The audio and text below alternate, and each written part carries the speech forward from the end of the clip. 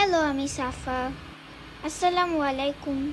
আজকে আমাদের লাঞ্চে অন্যান্য আইটেমের সাথে শাক ভাজিও ছিল। শাকের সাথে সাথে আম্মু ভিতরে কিছুটা পরিমাণ সিম এবং আলুও কেটে দিয়েছে।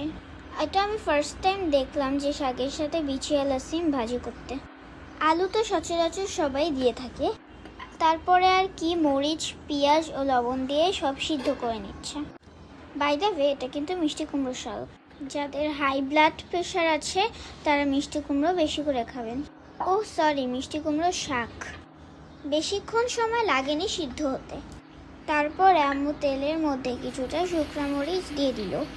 মরিচ ভাজার সাথে সাথে তার আম্মু পেঁয়াজ রসুন দিয়ে দিল। এগুলোকে ভাজা হলেই দিয়ে দিতে হবে শাক। এই তো তারপরে কিছুক্ষণ নাড়াচাড়া দিলে শাক ভাজি রেডি। শাকের কালারটা কি সুন্দর হয়েছে দেখেছেন, একদম টকটকা সবুজ। এভাবে শিম আলু দিয়ে শাক ভাজি আসলেই খুব টেস্টি ছিল।